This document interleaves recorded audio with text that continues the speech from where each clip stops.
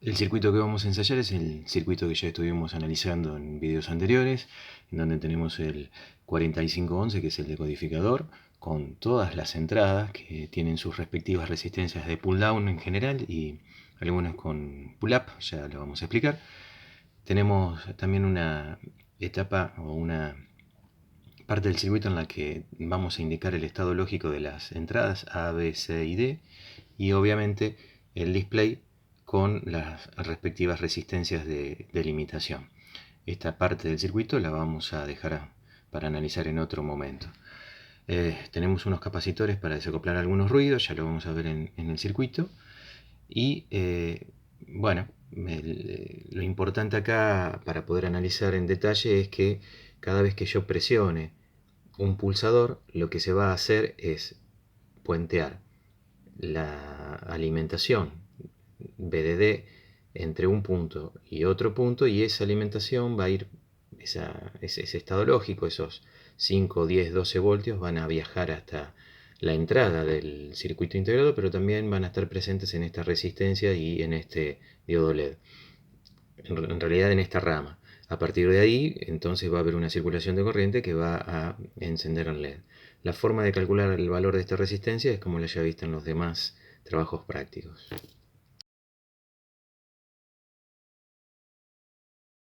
Importante que el plano siempre esté presente antes de poder armar el circuito, en donde cada uno de los componentes tenga un nombre que lo identifique, por ejemplo acá R1, y un valor, por ejemplo 10K. A su vez también los circuitos integrados tienen que tener su denominación, circuito integrado 1, su nombre, que obviamente la lógica es un 4511, y el nombre de las entradas o salidas de cada uno de los pines correspondientes, y por fuera el número de pin. Eso va a darnos a nosotros un orden para poder armar después el circuito y para poder hacer cualquier otra comprobación. Es mucho más fácil decir, quiero medir la tensión en el pin número 3. Entonces yo ya sé que el pin número 3 es la entrada de control del lamp test. Entonces eso nos va a ahorrar muchísimo tiempo y no tener que estar yendo todo el tiempo a ver a la hoja de datos.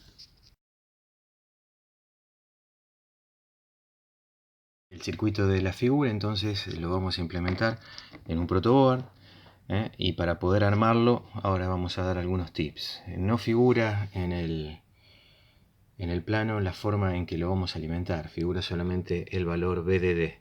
Nosotros vamos a utilizar esta fuente de alimentación, que no es otra cosa más que varias fuentes de alimentación de PCs que están dentro de este gabinete, en donde tenemos varias salidas, 12 voltios con respecto a masa, menos 12 con respecto a masa, y después 5 y 3,3 voltios, que son todas las tensiones en las que disponemos en una fuente de PC. De nuevo, lo único que se hizo fue raquearlo o ponerlo acá dentro de este gabinete como para que sea más cómodo después poder utilizarlo. Entonces, a partir de ahí alimentamos con en este caso vamos a utilizar 12 voltios porque la lógica CMOS, la familia CMOS nos permite hacerlo. Y vamos a hacer nuestro primer paso, que es el siguiente. Vamos a identificar cada una de las partes del circuito del plano en el circuito armado.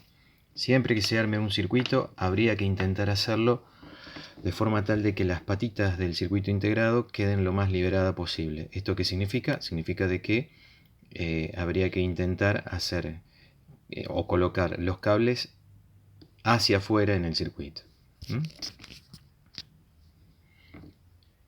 Entonces, la parte de todas las entradas con sus resistencias de pull up y pull down están dispuestas en esta primera parte.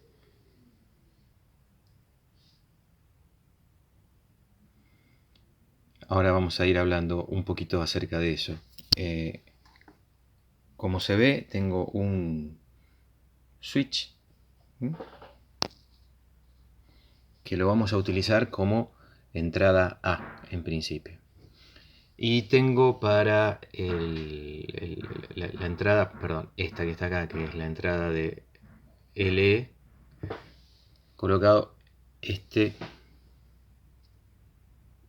pulsador que tengo ahí. El display es un display de cátodo común. Y acá tengo los LEDs que corresponderían a estos LEDs indicadores en este lugar.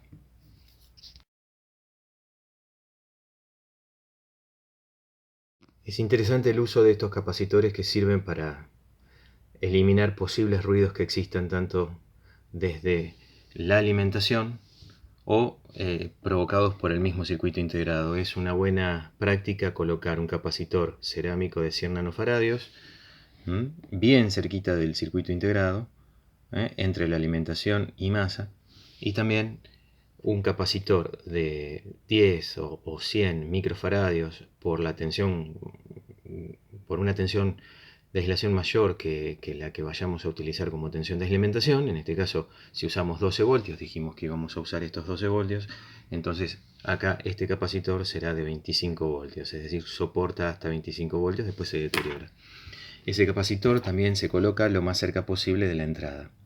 Siempre hay que recordar que los capacitores electrolíticos tienen polaridad y hay que tener cuidado en la forma de conexión. Este capacitor electrolítico, por ejemplo, es de 220 microfaradios por 35 voltios y claramente tiene una indicación de cuál es su borne negativo, lo tiene en la serigrafía. Y también ese borne negativo, cuando el capacitor es nuevo y no se ha utilizado para otra cosa, tiene una pata más corta. Dicho de otra forma, la pata más larga es el terminal positivo.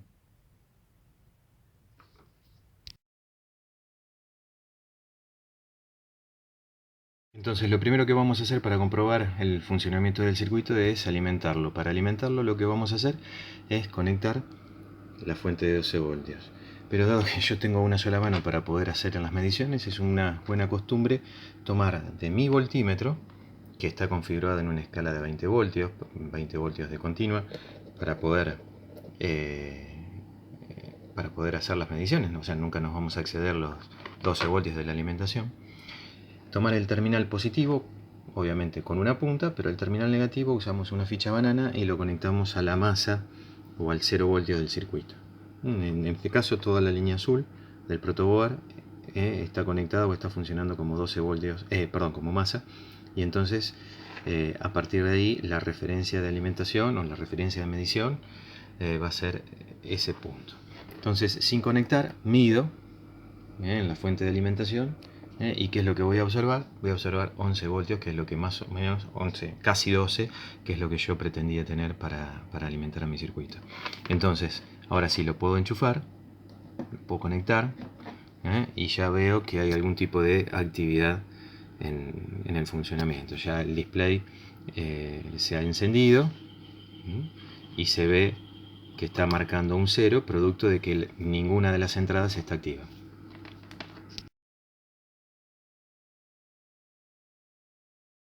Siempre lo que hay que hacer cuando uno energiza un circuito es revisar de que la alimentación para cada uno de los circuitos integrados y demás partes, componentes de ese circuito, en este caso no están porque hay un solo bloque, pero bueno, si fuese mayor el circuito habría que hacerlo con cada uno de los bloques.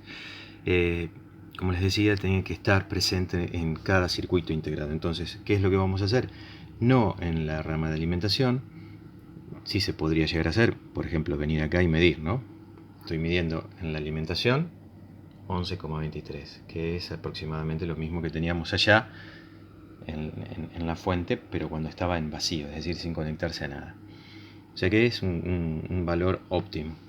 Pero lo importante es medir sobre el circuito integrado, pero sobre la patita del circuito integrado, de forma tal de evitar cualquier tipo de intermediario, es decir, algún cablecito o lo que fuese que corresponda. Ahí el circuito me está dando 11,32. Eso significa que está bien alimentado. Y también no es una mala idea revisar cuánto es el voltaje del pin de masa, que es en este caso el pin 8. Ahí figura en el plano. Pin 8, pin de masa.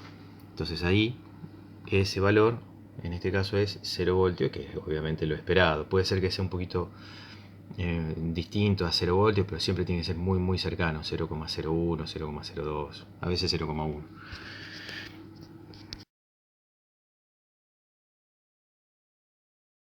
Tenemos todo listo como para poder ensayar la lógica. ¿Esto qué significa?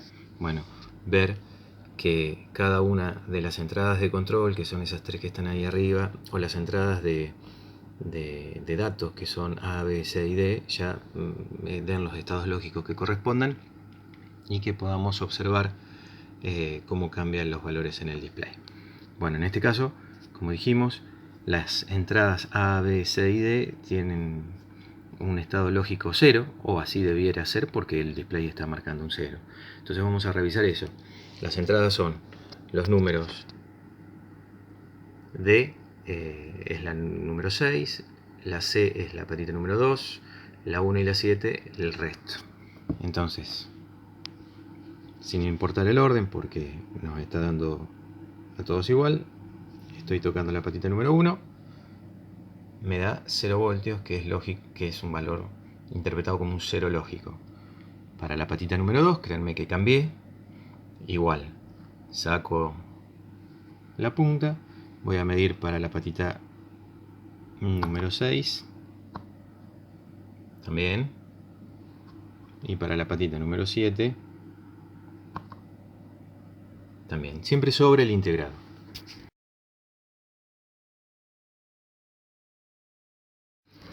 ¿Qué es lo que sucede? Bueno, ninguna de estas entradas está activa, por lo tanto lo único que tengo es la resistencia de pull down. Esa resistencia de pull down lo que me hace es asegurarme que haya un estado lógico 0 en la patita de entrada.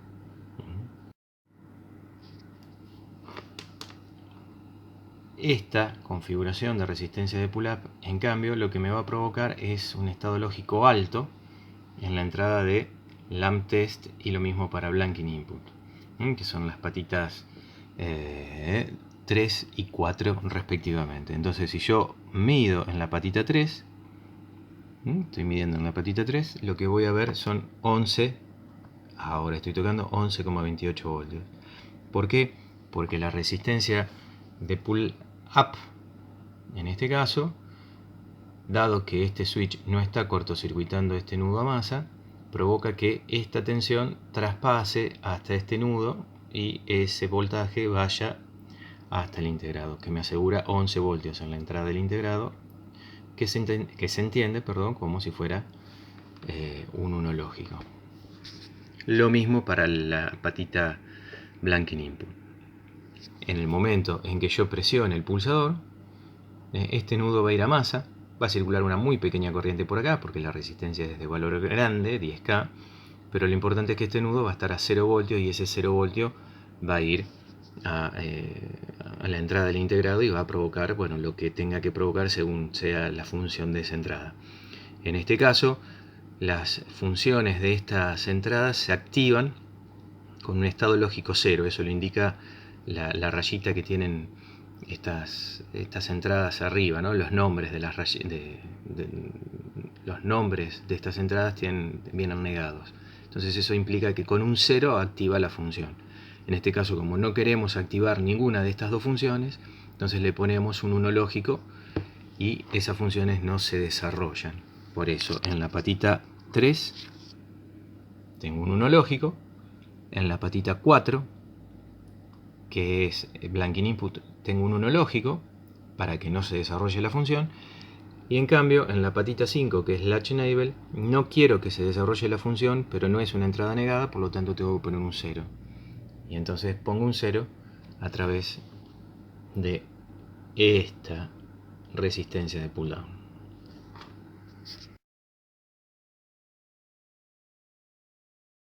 Bien, vamos a ensayar cambiar el estado lógico en la patita A. Si yo cambio el estado lógico en la pata A accionando el pulsador, lo que es de esperar es que en la patita correspondiente haya un 1 lógico. Eso va a provocar entonces que el LED se encienda, porque va a circular corriente por esta rama, es decir, por esta rama, más fácil indicarlo acá, ¿sí? Y también el conversor va a hacer su trabajo y va a mostrar en el display el número que corresponda. Si yo cambio solamente la entrada A, el estado lógico que voy a obtener es 0, 0, 0, 1 para las entradas D, C, B y A respectivamente, y eso se corresponde con un valor BCD de 1. Entonces esto es lo que vamos a obtener. Es congruente con lo que se vio en videos anteriores. Evidentemente lo que estoy haciendo es presionando este pulsador. Y al presionar el pulsador va cambiando tanto la indicación del LED como A, B, C, perdón, A al menos significativo, B, C, D, y también va indicando en el LED el cambio. ¿Qué es lo que se logra hacer entonces? Es cambiar o puentear la alimentación al nudo. Como no tengo tantos pulsadores, en este momento particular de nuestra historia, lo que voy a utilizar, bien digo, son cablecitos que van a ser las veces de esos pulsadores, y lo que van a hacer es puentear esos nudos a la alimentación. ¿Cómo? Bueno, de esta manera. Por ejemplo, voy a conectar este cablecito, que va a ser un cablecito largo para que me sea fácil de manejarlo, y cuando yo lo conecto a la línea de alimentación, entonces ese cablecito va a provocar un 1 en este caso en la entrada D. Estoy colocando un 1 aquí, se enciende este LED, la combinación es 1, 0, 0, 0, y entonces eso se corresponde con un 8 en BCD. Lo mismo voy a hacer para todas las otras entradas. Entonces, como dijimos, colocamos un cablecito por cada uno de estos pulsadores, ¿sí? Los que no tenían pulsadores reales, y entonces ahora podemos simplemente simular la presencia de nuestro pulsador mediante la conexión de tal cable a la alimentación, que es lo que básicamente hace cualquiera de estos pulsadores. En el caso de los pulsadores de Blanking Input y de Lamp Test, en realidad lo que vamos a tener que hacer es puentear el nudo contra masa, no contra BCC, porque, como habíamos hablado antes, la lógica es inversa. Acá tengo mis cables azules que corresponden a cada una de las entradas o los pulsadores de entradas para los datos, ¿sí? A, B, C y D. En realidad A todavía lo sigo teniendo en el pulsador pequeño y va cambiando. Entonces estas entradas son activas en alto, que significa que la tengo que colocar en un 1. En un 1 sería en BCC, en BDD, en esos 12 voltios, para ver qué es lo que sucede. En este caso coloqué la entrada D, la más significativa, la que va a este pin que está acá, y entonces se me ha formado un 1, 0, 0, 0 que corresponde a un 8. Si yo presiono ahora el pulsador, lo lógico y esperable es que tenga un 1, 0, 0, un 1, y eso es un 9. Entonces vamos a ver si eso corresponde, y así es. Fíjense que los LEDs se encienden como corresponden y va cambiando y conmutando con la entrada. Una cuestión interesante de esto es qué es lo que sucede cuando el dato en la entrada, es decir, estas entradas azules, no son números BCD, es decir, es un número que está por fuera del rango de 0 a 9. La hoja de datos que ustedes tienen y pueden revisar dice que si el dato está por fuera del 9, es decir, 1001, eso sería el número 9, lo que va a encender es el 9, pero si yo me voy más allá del rango, que lo puedo hacer, ¿qué es lo que va a suceder con las salidas? Bueno, lo que va a producir es que se van a apagar todas, no se va a encender. Entonces, lo que vamos a hacer es colocar el número, la entrada C, la vamos a poner también en 1, de forma tal de que dispongamos de un número obviamente fuera de rango, es decir, ese número fuera de rango sería este 1100. Entonces, lo que debería pasar, según la hoja de datos, es que el display se debería apagar. La entrada lógica entonces es 1, 1, 0, 0 y el display está apagado. 1, 1, 0, 0, el display está apagado. Si yo revierto esto y me quedo dentro del rango, 1, 0, 0, 0, eso es el 8. Entonces perfectamente funciona. Para cualquier otro valor, repito, que esté fuera del rango de 0 a 9, la hoja de datos dice que lo va a limpiar.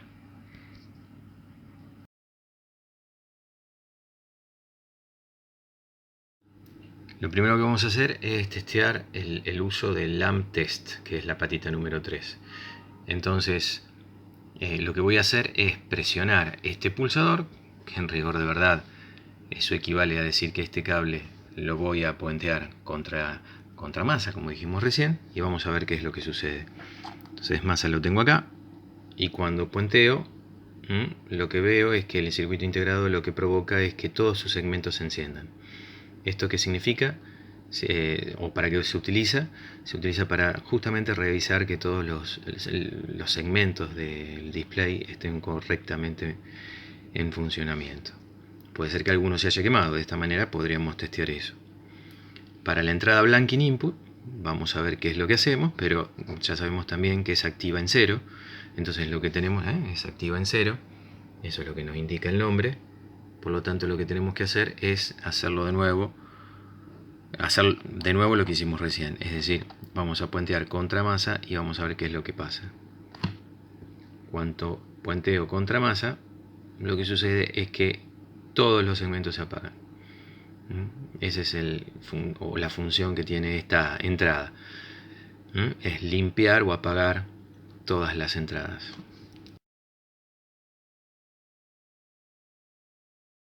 Bien, vamos a comprobar el funcionamiento del Latch Enable, y para eso hicimos un pequeño cambio para que sea más fácil de manipular todo en el video. Sacamos el pulsador y pusimos una llave. Entonces en el plano debería cambiar, hoy no lo vamos a hacer, pero debería cambiar el símbolo porque ya no tenemos el mismo componente. Entonces también vamos a agregar un LED para indicar si es el estado lógico de esa entrada.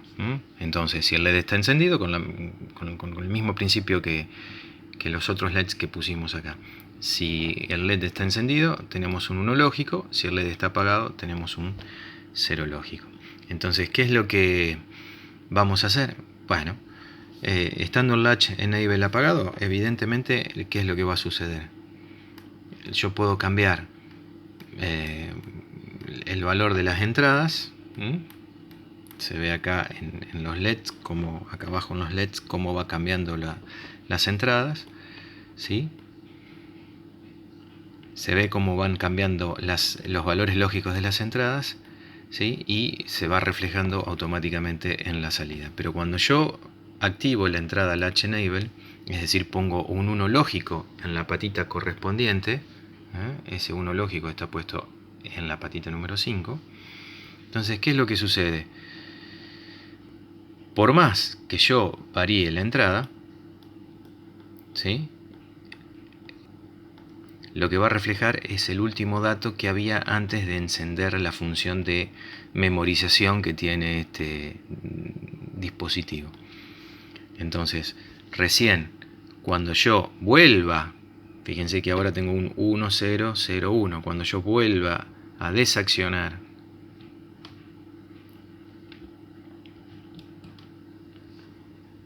la entrada Latch Enable, entonces se vuelve a mostrar el valor y a reflejar lo que actualmente pasa en la entrada.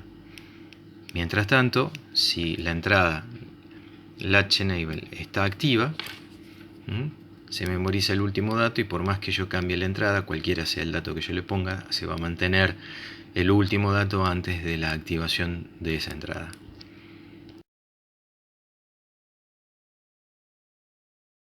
Vamos a ver qué es la función que cumplen las resistencias de pull down o pull up. En este caso lo que hice fue quitar la resistencia de pull up de blanking input.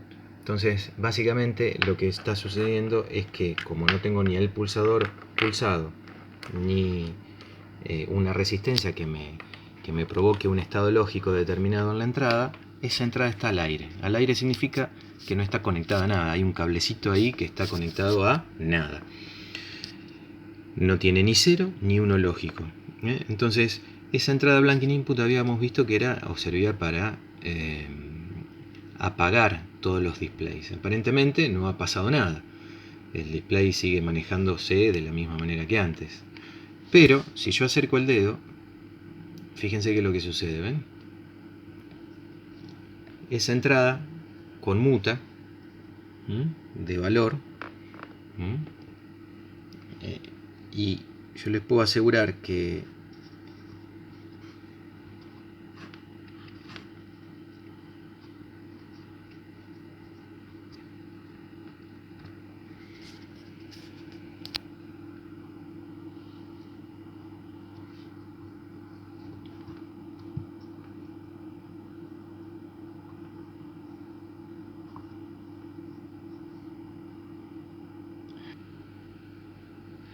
claramente se ve que la entrada va variando su valor. Y es una forma aleatoria, es muy molesta porque a veces funciona, a veces no, a veces se apaga por completo, como en este caso.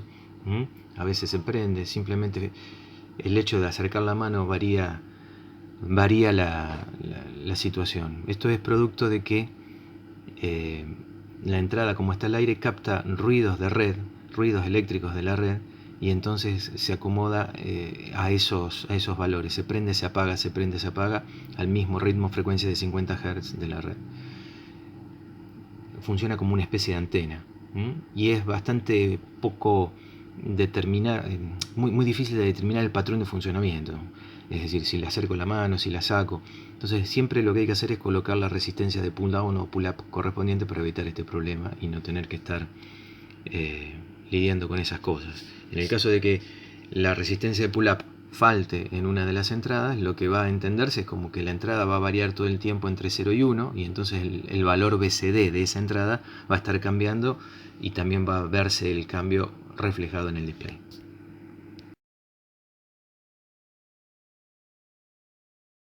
Y por último vamos a revisar esta configuración que tenemos acá arriba del circuito que se ha vuelto a implementar. Sacamos esta parte y colocamos esta otra. Fíjense que en esta otra forma de conectar cada uno de las salidas A, B, C y D del circuito integrado, ya se conectan directamente sin necesidad del uso de resistencias, y hay solo una resistencia que va desde el común a la masa. Obviamente la ventaja de esta forma de conexión es que usamos una sola resistencia en vez de todas estas que estábamos usando en la otra. Pero bueno, hay una desventaja también. Ya notoriamente el brillo disminuye bastante. El cable negro que se observa en la imagen es el que va a la resistencia, a la común, a la única resistencia. El resto de las resistencias ya no están utilizadas, están puestas en el protoboard, pero están sin conexión. Se nota ahí que no están conectadas a nada, y los cablecitos verdes van directamente al integrado. Es una conexión directa. Bueno, ¿cuál es la ventaja de esta forma de conexión? Ya la dijimos. Pero la desventaja es que disminuye el brillo por un lado, y también hay una visible diferencia de brillo entre un número reflejado en el display y otro. Fíjense, el 0 se ve medio apagado, pero el 1 se lo ve encendido, y no sé si se logra apreciar en el video, pero acá en la vida real se lo ve bastante parecido a lo anterior. Y esto se debe a que la cantidad de corriente que circula por el display en una configuración como la que está dispuesta ahora es siempre la misma, más allá de la cantidad de segmentos que vamos a tener encendidos. Entonces, en un número 0, la cantidad de segmentos encendidos es 6. Entonces, la cantidad de corriente que va hacia el display se tiene que dividir en 6 segmentos. Entonces, eso provoca ese brillo. Es un poco pobre. En cambio, si yo ahora en el display quiero reflejar un 1, la cantidad de segmentos que enciendo son solamente 2. Entonces la misma corriente que antes, ahora en vez de dividirse en 6 segmentos, se divide en 2, o sea que aumenta 3 veces la corriente para cada display.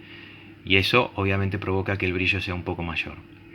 Bien, es fácil de armar, pero tiene esa pequeña molestia que para el ensayo de los circuitos que nosotros tenemos que hacer en clase realmente la podemos perfectamente llevar adelante al trabajo práctico sin necesidad de que eso nos arruine el trabajo práctico.